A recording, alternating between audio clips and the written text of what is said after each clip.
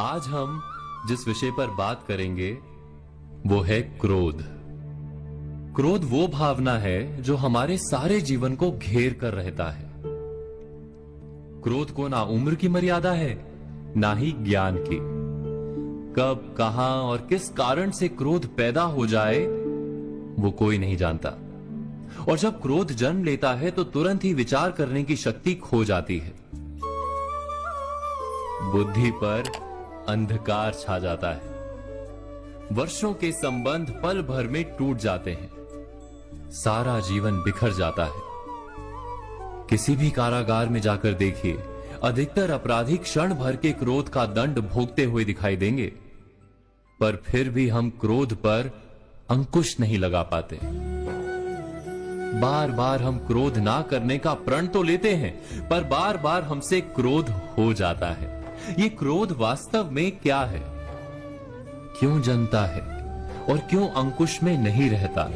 उदाहरण के लिए आप एक बालक को देखिए।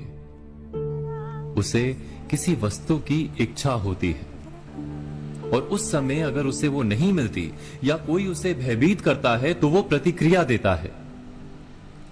बालक की प्रतिक्रिया क्रोध है, क्योंकि बालक निर्बल है, निसहाय है। बालक अपनों से बड़ों को अपने वजूद का एहसास, अपने अस्तित्व की प्रतीति करवाने का प्रयास करता है क्रोध के माध्यम से। बड़े होने पर भी हम क्या ऐसा ही नहीं करते? क्या क्रोध हमारे भीतर बैठे बालक का प्रतिभाव नहीं? अर्थात क्या क्रोध वास्तव में केवल बालक जैसे व्यवहार का नाम नहीं? जब अहंकार को घाव होता है, जब भय लगता है, जब कोई वस्तु हमें प्राप्त नहीं होती, तब हमें क्रोध आता है, ठीक किसी बालक की भांति। हम जानते हैं कि आईने के सामने खड़े होकर मुंह बनाने का खेल बालकों को शोभा देता है, बड़ों को शोभा नहीं देता। फिर भी हम बालक की भांति क्रोध करना बंद नहीं करते। हम अनुभव से जानते हैं, दूसरों को देखकर बता सकते हैं कि क्रोध से कभी कुछ प्राप्त नहीं होता। सम्मान हो, संपत्ति हो, प्रेम हो या सुरक्षा हो, क्रोध से नहीं मिलता। मिलता है तो प्रयासों से, कार्य करने से, बुद्धिपूर्वक विचार करने से। मनुष्य मात्र अपनी आदतों के अनुसार ही जीता रहता है। क्रोध भी आदत बन जाती है। हमारे चाहते हुए भी हम अपने प्रतिभावों को रोक नहीं पाते।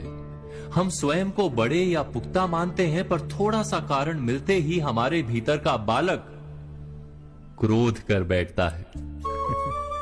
अर्थात क्रोध वास्तव में और कुछ भी नहीं, हमारी बालक बुद्धि का नाम है। जैसे ही हम इतना स्मरण में रखें कि हम बालक नहीं, बालक जैसा व्यवहार हमें शोभा नहीं देता, वैसे ही क्रोध स्वयं ही बंद हो जाता है।